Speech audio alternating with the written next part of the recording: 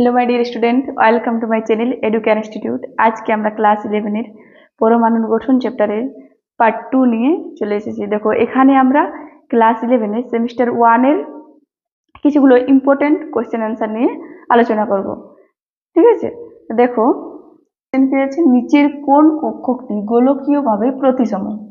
Option এতে আছে 3D x square minus Y square, বিতে আছে 3s, সিতে আছে 2px আর ডিতে আছে 3pz। ঠিক আছে, তো দেখো এটার অ্যান্সার কোনটা হয়ে যাবে আমাদের 3s। দেখো 3s হচ্ছে আমাদের নিরেট গোলক আকৃতির। দেখো এটা কি হচ্ছে, 3s এর আকৃতি নিরেট গোলকীয় হওয়ায় এটা গোলকীয়ভাবে প্রতিসম। ঠিক আছে, তো আমাদের অ্যান্সার কোনটা হয়ে যাবে option B is right. 3s কক্ষকটি গোলকীয়ভাবে প্রতিসম। ওকে, এবার নেক্সট দেখো, এবার লিমেন সারির বিকিরণ বর্ণালীর প্রথম লাইনের তরঙ্গ দৈর্ঘ্য হলো আর ইকুয়ালস টু রিডবার্গ ধ্রুবক। তাহলে দেখো mu bar equals to 1 by lambda equals to আমরা কি জানি আর ইন্টু 1 বাই n1 তার স্কোয়ার মাইনাস 1 বাই n2 তার স্কোয়ার। ঠিক আছে, তো দেখো এখানে আমাদের n1টা কি হচ্ছে, যেহেতু এখানে আমাদের কি বলেছে লিমেন সারি বলেছে, তাহলে আমাদের এখানে n1 হয়ে যাবে n1 ইকুয়ালস টু 1। যে এর আগের ভিডিওতে আমরা বলেছিলাম একটা সূত্র, লিমন কা বাম্পার প্যাকেট বেট কর পিয়েঙ্গে হাম, ওই সূত্রে লিমনে 1 হচ্ছে। ঠিক আছে, লিমেন সারির ক্ষেত্রে। আর n2টা দেখো, এখানে n2টা কি হয়ে যাবে আমাদের n2 সমান কি বলেছে, বিকিরণ প্রণালীর প্রথম লাইনে তরঙ্গ দৈর্ঘ্য। দেখো কক্ষপথগুলো আমাদের এরকম ভাবে আছে, তাহলে এখানে দেখো এটা ধরো আমাদের হয়ে গেছে n1, এটা n2, n3, 4 n5। ঠিক আছে, তো এখান থেকে দেখো প্রথম কক্ষপথ থেকে যদি একটা ইলেকট্রন সর্ববহিষ্ঠ বাইরের কক্ষপথে ইলেকট্রনটা যদি যায়, ঠিক আছে, যাওয়ার পর যখন ফিরে আসবে, আবার ফিরে আসতে n ইকুয়ালস টু 2, মানে দ্বিতীয় কক্ষপথে ফিরে আসতে যে পরিমাণ শক্তি বর্জিত হয় তাকে কি বলা হয় প্রথম লাইনে তরঙ্গ দৈর্ঘ্য। আর একই রকম ভাবে যদি আমাদের এই তরঙ্গ দৈর্ঘ্যটা থার্ড লাইনে n=3 লাইনে যদি 3 নাম্বার কক্ষপথে যদি ফিরে আসতো, তাহলে এটা আমাদের কি হয়ে যেত সেকেন্ড লাইনের তরঙ্গ দৈর্ঘ্য। ঠিক আছে, এটা হলো ফার্স্ট তরঙ্গ দৈর্ঘ্য প্রথম লাইনের। আর যদি আমাদের n=3 যদি তরঙ্গ দৈর্ঘ্যটা চলে আসতো এখানে যাওয়ার পর, তাহলে এটা হয়ে যেত আমাদের সেকেন্ড লাইনের তরঙ্গ দৈর্ঘ্য। ওকে, তাহলে এখানে আমরা n2 কি বসাবো, মানে n2 কত বসাবো, যেহেতু আমরা প্রথম লাইনের বলেছে, তাহলে এখানে আমাদের কি হয়ে যাবে 2 হয়ে যাবে, n=2, তাহলে এখানে আমাদের হয়ে যাবে 2। তাহলে দেখো এরপর বসাচ্ছি 1 বাই ল্যামডা সমান আর 1 বাই n1 স্কোয়ার আছে, n1টা কত আছে আমাদের 1 আছে, তাহলে 1 এর square minus 1 by n2 square. তো n2 পেয়েছি আমরা 2, তাহলে 2 এর স্কোয়ার হয়ে যাবে আর ইন্টু 1 বাই 1 মাইনাস 1 বাই 2 এর স্কোয়ার মানে 4, তাহলে কত হয়ে যাচ্ছে 1 বাই ল্যামডা সমান আর ইন্টু 4 মাইনাস 1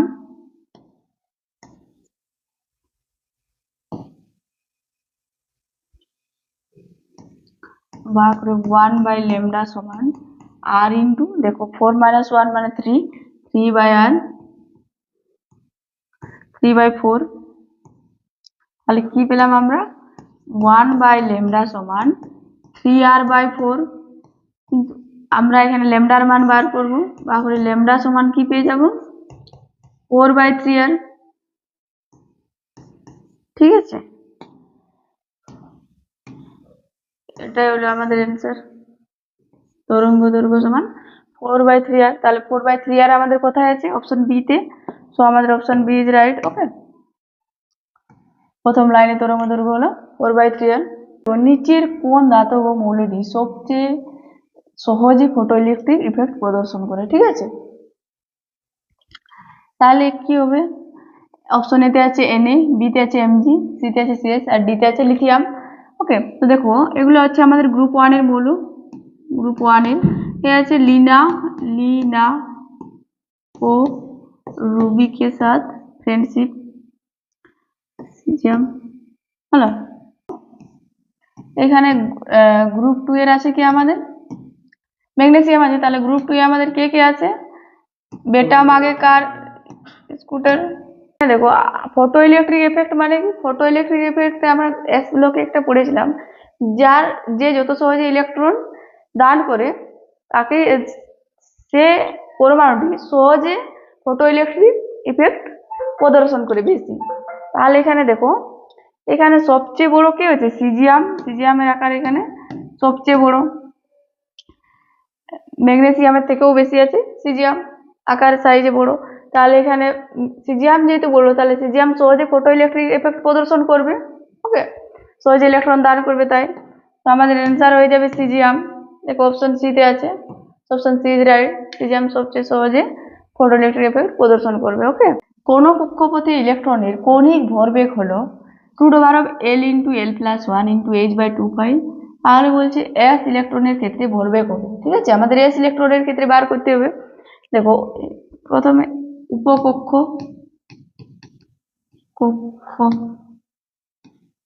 আর এল এর মান,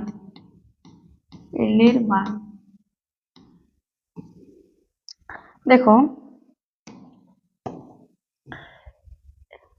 আমাদের উপকক্ষ কি কি আছে? S, P, D, F. ঠিক আছে, তাহলে এস উপকক্ষের ক্ষেত্রে এল এর মান কি হয়ে যাবে? 0। পি উপকক্ষের ক্ষেত্রে এল এর মান হবে 1, ডি উপকক্ষে এল এর মান হবে 2, আর এফ উপকক্ষের ক্ষেত্রে এল এর মান হবে 3। ঠিক আছে, যেহেতু আমাদের কিসের বলেছে? এস ইলেকট্রনের ক্ষেত্রে ভরবেগ বার করতে হবে। তাহলে দেখো সূত্র দেখো আমাদের কি আছে? √l × l+1 × h/2π, এটা হচ্ছে আমাদের সূত্র।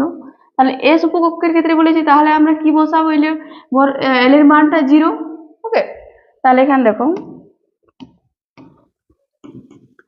√l এর মান বসাচ্ছি 0, তো 0 + 1 × h/2π। দেখো এখানে পুরো ভ্যালুটা কি হয়ে যাচ্ছে আমাদের? 0 × h/2π, মানে এটা হয়ে গেল আমাদের 0। ওকে, তাহলে আমাদের 0 বা 0 অ্যান্সার আছে, সি তে 0 আছে অ্যান্সার, তাহলে এটা হয়ে যাবে আমাদের রাইট। ঠিক আছে, এস ইলেকট্রনের ক্ষেত্রে ভরবেগ হবে 0। ওকে, 60 গ্রাম ওজনের একটি টেনিস বল 10 মিটার/সেকেন্ড গতিবেগে ছুটছে। বলটির ডি ব্রগলি তরঙ্গ দৈর্ঘ্য হলো, ঠিক আছে, এইচ সমান কি দেওয়া আছে? 6.63 × 10⁻34 জুল × সেকেন্ড। ঠিক আছে, এখানে দেখো 60 গ্রাম ওজনের বলেছে, 60 গ্রাম ওজন মানে গ্রামে আছে, এটা কি আছে?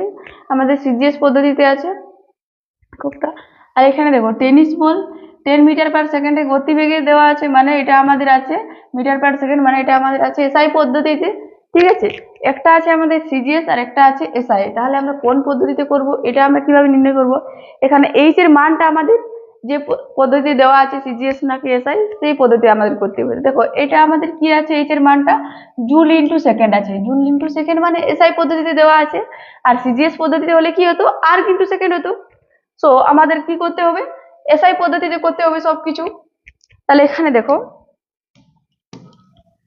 আমাদের কি আছে? ওজনটা দেওয়া আছে, এমটা 60 গ্রাম। 60 গ্রামটাকে কি করতে হবে? আমাদের কেজিতে করতে হবে, 60 × 10⁻³ কেজি হলো। এবার ভিটা দেওয়া আছে, গতিবেগটা 10 মিটার/সেকেন্ড, আর এইচ এর মানটা দেওয়া আছে 6.63 × 10⁻34 জুল × সেকেন্ড। ঠিক আছে, তাহলে দেখো ল্যামডা সমান আমরা সূত্র কি জানি? h/mv।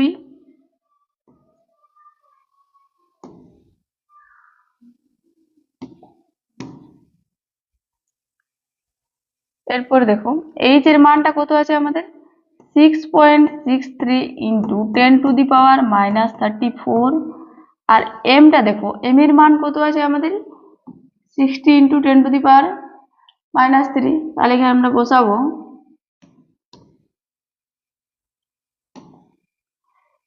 60 ইন্টু 10⁻³ ওকে। এবার ভি আছে আমাদের 10 মিটার পার সেকেন্ড, তাহলে এখানে ইন্টু হয়ে যাবে আমাদের 10। এখানে দেখুন আমাদের কি আছে 6.63 বাই নিচে আমরা 6টা লিখছি। এরপর দেখো এখানে আমাদের উপরে কি আছে 10⁻³ আর এখানে দেখো নিচে আমাদের কি আছে 10⁻³ আছে এই জায়গাটায়। এই -3টা যদি আমাদের উপরে উঠে যায় তাহলে কি হয়ে যাবে +3 হয়ে যাবে এখানে। আর এখানে 60 আছে, তো 6 × 10 হয়, তাহলে 10টার যদি আমাদের উপরে উঠে তাহলে একটা কি হয়ে যাবে এখানে -1 হয়ে যাবে। আর এই 10টা থেকে উপরে উঠে গেলে ওখানে আমরা আরেকটা -1 পাবো। তাহলে এখানে আমরা কি পাচ্ছি দেখো সমান করে ল্যামডা সমান 6 দিয়ে যদি আমরা এটাকে ডিভাইড করি 6.63 কে যদি 6 দিয়ে ডিভাইড করি তাহলে কত পাচ্ছি 1.1, তারপরে 6 5 36 মানে 1.15 ঠিক আছে ইন্টু 10⁻, দেখো 34 থেকে 3 বিয়োগ তাহলে -34 থেকে 3 গুলো 31 হচ্ছে, 31 আর ফির আবার -2 হয়ে যাচ্ছে -1 মানে -33 ওকে। এটা হয়ে যাচ্ছে আমাদের মিটার। তাহলে দেখো এটা সমানই আমরা লিখতে পারি 10⁻³ মিটার প্রায় ওকে। দেখো 10⁻³ মিটার কোথায় আছে আমাদের অপশন বি তে, সো আমাদের option B is right okay. Next নিচের কোন আয়নটি ডায়াম্যাগনেটিক ওকে। অপশন নিতে আছে Mn2+, বিতে আছে Zn2+, সিতে আছে Fe2+, আর ডিতে আছে Co2+ ওকে। দেখো এখানে আমাদের দেওয়া আছে ইলেকট্রন বিন্যাস, অযুগ্ম ইলেকট্রন, চৌম্বক ভ্রামকের মান আর উদাহরণ। দেখো ইলেকট্রন বিন্যাস যদি D1 আর D9 হয় তাহলে অযুগ্ম ইলেকট্রন সংখ্যা কত থাকছে 1, আর চৌম্বক ভ্রামকের মান তখন কত হয়ে যাবে 1.73 bm। দেখো এখানে 1 থাকলে এখানে মনে রাখতে হবে 1.73 bm মানে 1 দিয়ে আছে। উদাহরণ কি হচ্ছে Ti3+ ওকে। দেখো ইলেকট্রন বিন্যাস D2 অথবা D8 হয়, D8 হয় যদি, তাহলে অযুগ্ম ইলেকট্রন সংখ্যা কত থাকছে 2, আর চৌম্বক ভ্রামকের মান তখন কত হয়ে যাবে 2.84। এখানে 2 অযুগ্ম ইলেকট্রন সংখ্যা, তাহলে চৌম্বক ভ্রামকের মানটা হয়ে যাচ্ছে 2। দেখো এই জায়গাটায় আছে 2.84 bm হলো। এখানে 2 থাকলে এখানেও 2, এখানে 3 থাকলে এখানেও 3, এখানে 4 থাকলে এখানেও 4, এখানে 5 থাকলে এখানে 5, এখানে 0 থাকলে এখানে 0। এটা মনে রাখো। এক্ষেত্রে আমরা চৌম্বক ভ্রামকের মান কত পেলাম 2.84 bm। উদাহরণ কি হয়ে যাচ্ছে Ni2+ আর Ti2+ ওকে। আর ইলেকট্রন বিন্যাস D3 অথবা D7 হয় তাহলে অযুগ্ম ইলেকট্রন সংখ্যা থাকছে 3, অযুগ্ম ইলেকট্রন সংখ্যা 3 থাকলে চৌম্বক ভ্রামকের মান হচ্ছে 3.87 bm। উদাহরণ হয়ে যাচ্ছে Cr3+, ক্রোমিয়াম 3+। আর দেখুন ইলেকট্রন বিন্যাস যদি D4 অথবা D6 হয় তাহলে অযুগ্ম ইলেকট্রন সংখ্যা হচ্ছে 4, আর অযুগ্ম ইলেকট্রন সংখ্যা 4 হলে চৌম্বক ভ্রামকের মান হবে 4.90 bm। উদাহরণ হচ্ছে Fe2+ ওকে। তো দেখো ইলেকট্রন বিন্যাস যদি D5 হয় তাহলে অযুগ্ম ইলেকট্রন সংখ্যা কত হয়ে যাচ্ছে 5, আর অযুগ্ম ইলেকট্রন 5 হলে চৌম্বক ভ্রামকের মান হবে 5.92 bm। উদাহরণ হচ্ছে Mn2+। এরপর দেখো ইলেকট্রন বিন্যাস যদি D0 অথবা D10 হয় তাহলে অযুগ্ম ইলেকট্রন সংখ্যা কত থাকছে 0, চৌম্বক ভ্রামকের মানও হয়ে যাচ্ছে 0, আর উদাহরণ কি হচ্ছে ডায়াম্যাগনেটিক প্রকৃতির ঠিক আছে। দেখো অপশন এতে আছে আমাদের Mn2+, D5 থাকছে অযুগ্ম ইলেকট্রন সংখ্যা, এটা হচ্ছে ডায়াম্যাগনেটিক।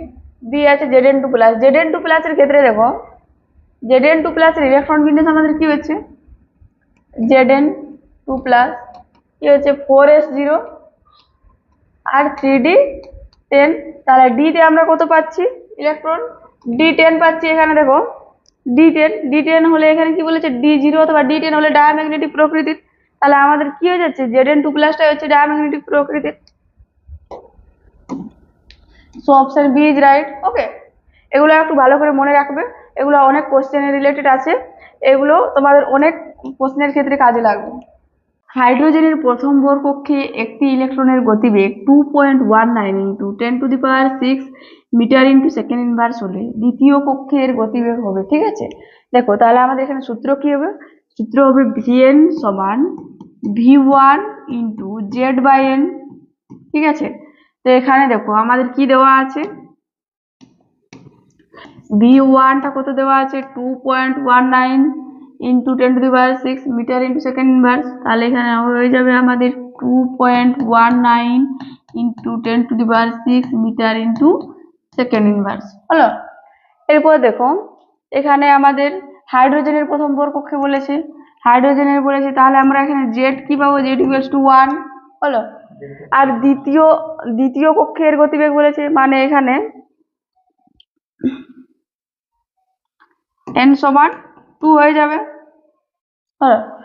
তাহলে দেখো এরপর আমরা সূত্রে বসাচ্ছি, V2 সমান দ্বিতীয় কক্ষের গতিবেগ বার করতে বলেছে, V2 সমান V1 ইন্টু Z/2 n।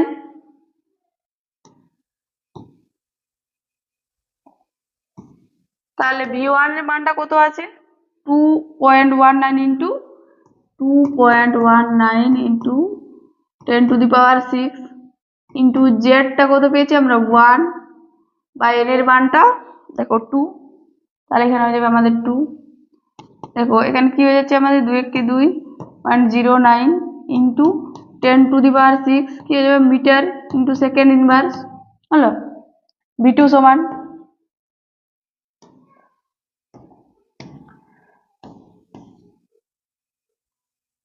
এটা পেলাম আমরা। তাহলে আমরা দেখতে হবে আমাদের অপশন কোথায় আছে, দেখো অপশন এতে আছে 1.095 into 10⁶ metre into second inverse. Okay, তাহলে আমাদের এটাই হয়ে যাবে answer, option A is right. Next দেখো কি আছে, চতুর্থ কক্ষের একটি ইলেকট্রনের কৌণিক ভরবেগ হলো। ঠিক আছে, তাহলে কক্ষপথের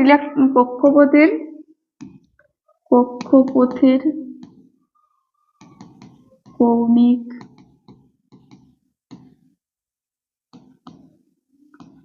ভরবেগ, আমরা সূত্র কি জানি, mvr ইকুয়ালস টু nh/2π। ঠিক আছে, তো দেখো এখানে আমাদের কি বলেছে, চতুর্থ কক্ষের বলেছে, চতুর্থ কক্ষের হলে আমরা কি লেখাবো, n ইকুয়ালস টু 4 বসাবো। ঠিক আছে, তাহলে দেখো এখানে আমরা mvr সমান কি পাবো, mvr সমান n এর জায়গায় 4 পুট করছি, 4h/2π। দেখো এখানে 2 ক্যান্সেল, 2 2 4, তাহলে mvr সমান কি পেলাম আমরা 2h/π হলো।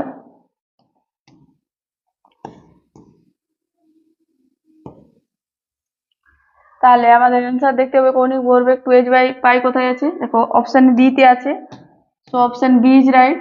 ওকে, ভরবেগ টোটাল 3 রকমের হয়।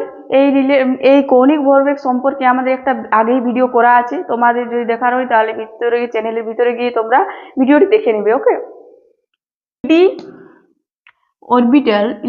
অরবিটাল ইলেকট্রন দ্বারা ভর্তি হওয়ার পর পরবর্তী ইলেকট্রনটি যে অরবিটালে প্রবেশ করে তা হলো। ঠিক আছে, অপশন এ আছে 4s, বি তে আছে 4p, সি তে আছে 4d আর ডি তে আছে 5s। দেখো ইলেকট্রন ভর্তির ক্রমটা কি হবে, ইলেকট্রন ভর্তির ক্রম বা ইলেকট্রন বিন্যাসের একটা আমাদের আগেই ভিডিওতে দেওয়া আছে, তোমরা ইলেকট্রন বিন্যাসের ভিডিওটি দেখতে চাইলে সম্পূর্ণ গিয়ে ওখানে দেখে নেবে। ঠিক আছে, দেখো ভর্তির ক্রমটা কি হবে, 1s, তারপর আছে 2s এ, তারপর 2p তে, তারপর 3s এ, তারপর 3p তে, তারপর ইলেকট্রন প্রবেশ আমাদের কোথায় করবে 4s এ, তারপর দেখো 4s এর পর কোথায় আমাদের যাবে 3d তে, 3d এর পরে দেখো p হবে, ডিপিএস সূত্র বলেছিলাম আগে, ওই ভিডিওতে দেখে নেবে তোমরা সম্পূর্ণ। তারপর এখানে 3 আছে, 3টা আমাদের এখানে কি হয়ে যাবে 1 বৃদ্ধি পেয়ে 4 হয়ে যাবে। এরপর দেখো পি এর পরে আমাদের কি চলে আসবে এস, এখানে আবার 4 থেকে 1 বৃদ্ধি পেয়ে কি হয়ে যাবে 5 হয়ে যাবে। সো দেখো আমাদের কি বলেছে এখানে কোশ্চেন বলেছে কি 3d অরবিটালের ইলেকট্রন ভর্তির পর হওয়ার পর কোথায় যাবে? তো আমরা 3Dর পর কাকে দেখতে পাচ্ছি? 3Dর পর আমরা কোথায় ভর্তি হবে? আমাদের 4P-তে। তো 4P আমাদের অপশন কোথায় আছে? দেখো অপশন বি-তে আছে। সো আমাদের অপশন বি ইজ রাইট। ওকে, অরবিটালে 4টি লোব থাকে না। ওকে, তো দেখো এখানে আমাদের অপশন এতে আছে dxy, বিতে আছে dyz, সিতে আছে dz², আর ডিতে আছে dxz। ঠিক আছে, তো দেখো এখানে dxy এর ছবি আমরা দেখতে পাচ্ছি, এখানে আমাদের 4টি লোব আছে। এরপর dyz ও আমরা 4টি লোব দেখতে পাচ্ছি, 1 2 3 4, এখানেও আমাদের 4টি লোব আছে। আর দেখো এটা dzx এর ছবি, এখানেও আমরা 4টি লোব দেখতে পাচ্ছি। আর এটা হচ্ছে আমাদের dz² এর পিক। ঠিক আছে, পিকচার এখানে দেখো দুটো লোব দেখতে পাচ্ছি। তো আমাদের 4টি লোব কোথায় নেই? dz² এ। অ্যান্সার কোনটা হয়ে যাবে আমাদের? dz² আছে অপশন সি তে। So option C is right. Okay, ইলেকট্রনের m+3 হলে তাকে পাওয়া যাবে অপশন এ আছে 4p উপকক্ষে, বি তে আছে 4s উপকক্ষে, সি তে আছে যে কোনো d উপকক্ষে, আর ডি তে আছে যে কোনো f উপকক্ষে। দেখো s উপকক্ষের ক্ষেত্রে আমরা m এর মান কত জানি? 0। ঠিক আছে, আর পি উপকক্ষের ক্ষেত্রে আমরা m এর মান কত পাচ্ছি? +1 0 -1। ওকে, আর ডি উপকক্ষের ক্ষেত্রে m এর মান কি হবে? +2 +1 0 -1 -2। আর এফ উপকক্ষের ক্ষেত্রে কি হচ্ছে? +3 +2 +1 0 -1 -2 আর -3। ঠিক আছে, তো আমাদের প্রথমে কি মনে রাখতে হবে? সবসময় প্লাস মানগুলো আমাদের প্রথমের দিকে হবে, তারপর আমাদের মাইনাস মানগুলো হবে। ওকে, তো দেখো এখানে আমাদের কি বলেছে? m = +3 মান, তাহলে আমরা কোথায় দেখতে পাচ্ছি? এফ উপকক্ষের ক্ষেত্রে দেখতে পাচ্ছি। ঠিক আছে, যে কোনো এফ উপকক্ষে আমরা +3 মানটা পাবো। তো আমাদের অপশন ডি তে আছে, দেখো যে কোনো এফ উপকক্ষে। তো আমাদের অ্যান্সার ওটাই হয়ে যাবে, অপশন ডি ইজ রাইট। যে অরবিটালের ক্ষেত্রে l = 2 এবং m = 0 তার আকৃতি হলো। অপশন এ তে আছে গোলকাকার, বি তে আছে ডাম্বেল আকৃতি বিশিষ্ট, সি তে আছে ত্রিকোণীয় সমতলীয়, আর ডি তে আছে বর্গ সমতলীয়। ঠিক আছে, দেখো পরমাণুর আকৃতি নির্ধারিত হয় কার দ্বারা? গৌণ কোয়ান্টাম সংখ্যা l এর দ্বারা। ঠিক আছে, এখানে কি দেওয়া আছে? l = 2 দেওয়া আছে, তাহলে l = 2 হলে কি হয়? ডি উপকক্ষ নির্দেশ করে, ডি উপকক্ষ। আর ডি উপকক্ষ হলে কি হয়? আকৃতিটা ডবল ডাম্বেল আকৃতি হয়। তাহলে দেখো অপশন বি তে আমাদের কি আছে? ডাম্বেল আকৃতি বিশিষ্ট আছে। তো আমাদের এইটাই হয়ে যাবে অ্যান্সার। ঠিক আছে, অরবিটালে গোলকাকার নোড আছে। অপশন এ আছে 2টি, বি তে আছে 4টি, সি তে আছে অসংখ্য, আর ডি তে আছে 3টি। তো দেখো কোনো অরবিটালের ক্ষেত্রে আমরা নোড সংখ্যা যখন বার করি তার সূত্র কি হচ্ছে আমাদের? পর্যন্তই। এরপরে ভিডিও আমরা খুব তাড়াতাড়ি নিয়ে আসার চেষ্টা করব। তোমরা ভিডিওটি স্কিপ না করে দেখবে, এবং ভিডিওটি ভালো লাগলে লাইক শেয়ার কমেন্ট এন্ড চ্যানেলটি সাবস্ক্রাইব করে দিও। ওকে।